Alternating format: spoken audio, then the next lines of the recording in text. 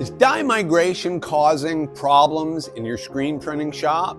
If your answer is yes, then this is the video for you. I'm Gary, a 36-year industry veteran, and this is the AlmighTees channel.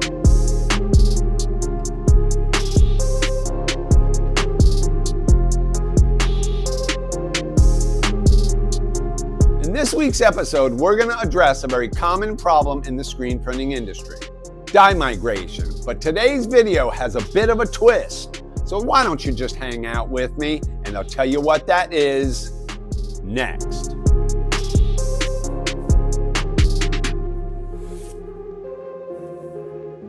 So the first question is this: what is dye migration?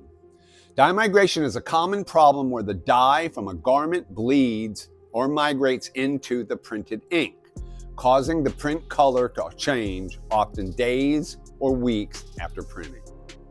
Secondly, what fabrics are more prone? Well, synthetic fibers, more exclusively polyester, or any blend that has polyester in it.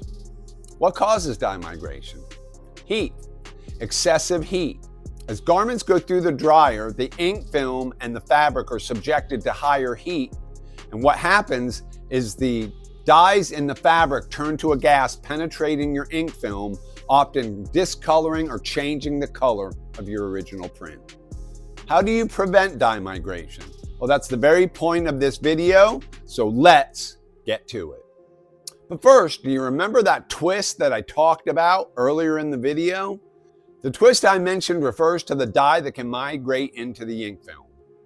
Mostly it comes from dyes that are a part of the fabric, but more importantly, today's video is going to be speaking on how to prevent the dye migration from a sublimated garment. But today we will be discussing the dyes that can be a nuisance with garments that are sublimated. Like these camo hoodies you see here. The camo pattern you see on these hoodies are created by using a process called sublimation. Dye migration is more prone to sublimated items because of the dyes that they use in that process, as well as that the sublimated dyes are on the surface of the fabric itself.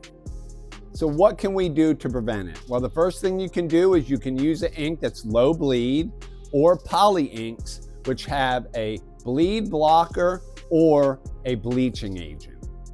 Second thing you can do is lower the temperature of your dryer. But wait, how am I going to cure my ink? Simple solution: use low cure inks. They seem to be most of what is used in the industry today.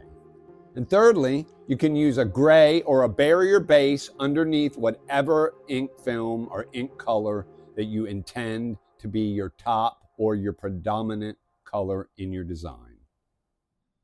So I'm out here on press, and what I've chosen to do is number 3 of the 3 options that I told you about, which is to use a gray barrier base as my underbase, and then to use a white as my top color, because that is the ink color that my customer originally wanted. Let me show you how that's done.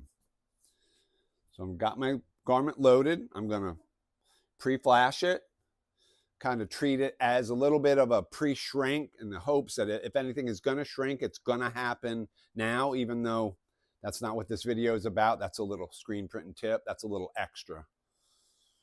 Once I've got it preheated, make sure that the garment isn't too hot.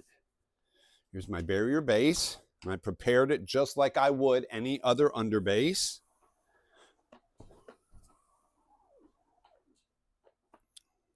Actually running this through a 150 thin thread. Now I'm going to flash it.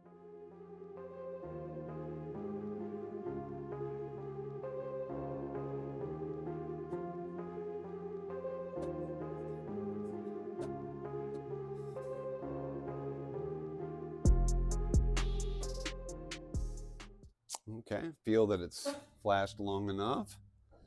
Do the touch test.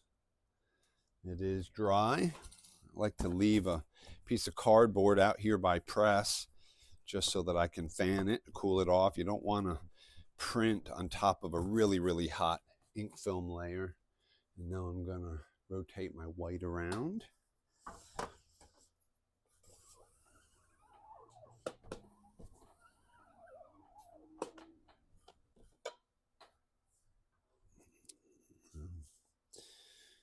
Looks really good. Let's run it through the dryer. See what happens.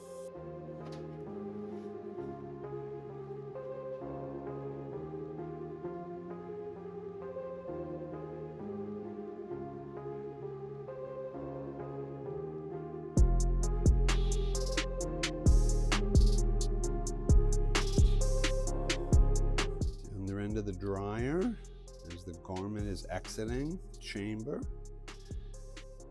Man, I don't see any dye migration whatsoever. Nope, I think that's the one. I think that's the one. Number 3. Go with 3. I do have 2 extra tips for you to consider. Number 1 is why not try to use the migration of the sublimation into your ink film as a selling point. It's worked for me a few times. Tip number 2 is I like to mix my barrier base, 1 part barrier base to 2 parts low cure white. Gives you a nice light gray so that if you are printing with a lighter color, that dark barrier base isn't too dark for your top color. We hope you found this video helpful and informative. If you didn't already know, there's a playlist on our channel called Screen Printing 101. You can find more helpful tutorial videos in that playlist. How about go ahead and give this a thumbs up? And if you wouldn't mind, consider subscribing to the channel. And if you do, don't forget to hit that notification bell so you'll be alerted whenever we upload new content. If you have any questions, suggestions, or ideas, drop those in the comments. As always, thanks for watching, and we'll see you in the next video.